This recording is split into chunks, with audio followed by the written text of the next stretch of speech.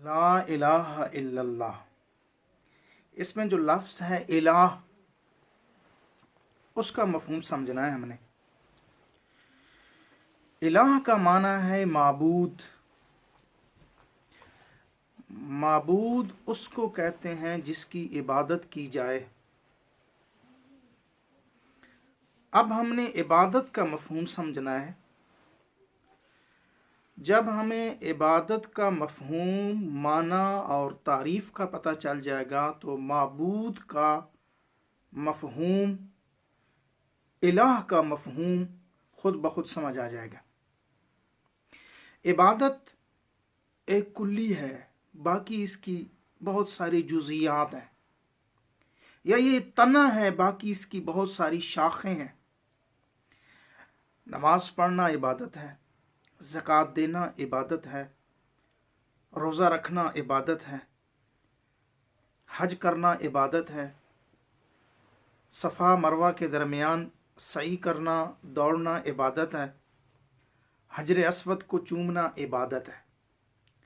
अब हम इबादत की ऐसी तारीफ़, ऐसा मफहूम बयान करें ताकि वो तारीफ़, वो मफहूम इन सब आमाल को शामिल हो जाए, जिससे हम नमाज को भी इबादत कहें, ज़कात को भी इबादत कहें, हज को भी इबादत कहें, रोज़े को भी इबादत कहें। तो आइए हम इबादत की तारीफ़ करते हैं। इबादत हर उस अमल और हर उस काम को कहते हैं जो दो नजरिए रख के किया जाए। पहला नजरिया, हम जिसके लिए ये अमल और काम कर रहे हैं वो आलिमुल गैब है, वो गैब का इल्म रखता है, वो मुझे देख रहा है, मैं उससे छुप नहीं सकता हूं। ये पहला नजरिया। दूसरा नजरिया कि मैं जिसके लिए ये अमल और काम कर रहा हूं वो मुख्तार कुल है, उसे मेरे ऊपर इख्तियार है, वो मेरे नफी नुकसान का मालिक है। तो ये दो नजरिए रख के जो अमल, जो काम करेंगी वो इबादत बन जाएगा। यही दो नजरिए अगर अल्लाह ताला के मुताल्लिक रख के अल्लाह के लिए अमल और काम करेंगे तो ये अल्लाह ताला की इबादत बन जाएगी। और यही दो नजरिए रख के किसी नबी, किसी वली, किसी पीर, किसी पैगंबर के लिए अमल करेंगे तो वो उस नबी, वली, पीर की इबादत बन जाएगी और कलमा इस्लाम का इनकार हो जाएगा। अब देखें, इन्हीं दो नजरिए ने कि जिसके लिए हम अमल कर रहे हैं वो आलिमुल गैब है, जिसके लिए हम अमल कर रहे हैं वो मुख्तार कुल है, इन्हीं दो नजरियों ने नमाज में हाथ बांधने को इबादत बना दिया है, नमाज में क़याम करने को इबादत बना दिया है। इन्हीं दो नजरियों ने रुकू करने को इबादत बना दिया है, इन्हीं दो नजरियों ने सजदा करने को इबादत बना दिया है, इन्हीं दो नजरियों ने ज़कात देने को इबादत बना दिया है, इन्हीं दो नजरियों ने रोज़ा रखने को इबादत बना दिया है, इन्हीं दो नजरियों ने हज करने को इबादत बना दिया है, इन्हीं दो नजरियों ने हजर अस्वद को चूमना इबादत बना दिया है। तो ये दो नजरिए रख के अगर हम अल्लाह के लिए कोई अमल करेंगे तो ये अल्लाह ताला की इबादत बन जाएगी।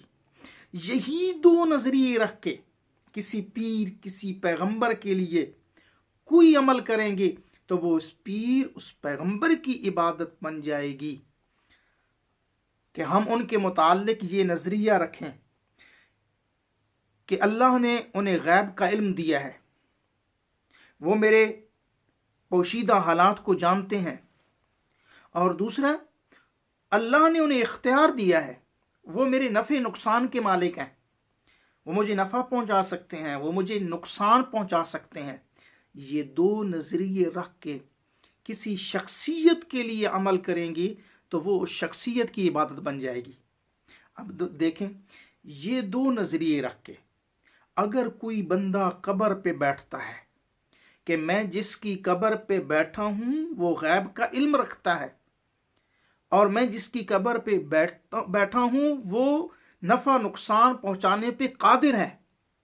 इन दो नजरियों की वजह से कब्र पे बैठना इबादत बन जाएगा। और इन दो नजरियों की वजह से अगर कोई कब्र का तवाफ करता है तो वो कब्र साहिब कब्र की इबादत बन जाएगी।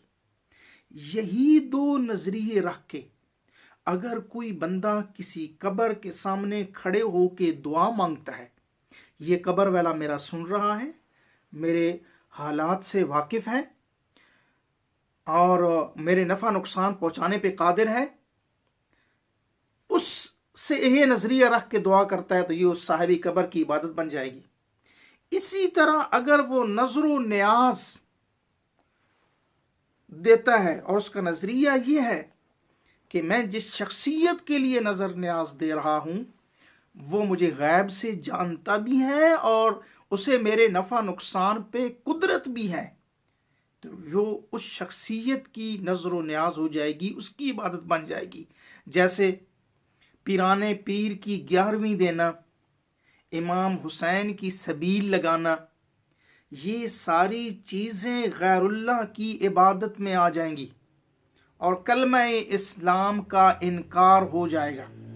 ज़रा गौर करें, एक आदमी कहता है या अल्लाह मदद कर, और उसका नज़रिया ये है मैं जिस ज़ात को पुकार रहा हूं वो गैब से मेरी पुकार सुन रहा है, और मैं जिस ज़ात को आवाज़ लगा रहा हूं वो मुझे नफ़ा पहुंचा सकता है, इस मुसीबत से निकालने पे कादिर है। इन दो नजरियों ने इसका ये जो कलमा है या अल्लाह मदद, इसको इबादत बना दिया है। इसी तरह एक आदमी कहता है या रसूल अल्लाह मदद, या नबी वलद मदद, या अली मदद, या पीर मदद, और उसका नजरिया ये है कि मैं जिसको आवाज लगा रहा हूं वो गैब से मेरी आवाज सुन रहा है और वो मेरे नफा नुकसान पहुंचाने पे कुदरत रखता है, तो ये इन शख्सियात की इबादत हो जाएगी और कलमा इस्लाम का इनकार हो जाएगा। एक आदमी ज़कात देता है और उसका नजरिया ये है कि मैं जिसके लिए ज़कात दे रहा हूं वो मेरे हालात से वाकिफ है और मुझे नफा नुकसान देने पे कुदरत रखता है, तो ये ज़कात देना इबादत हो जाएगी।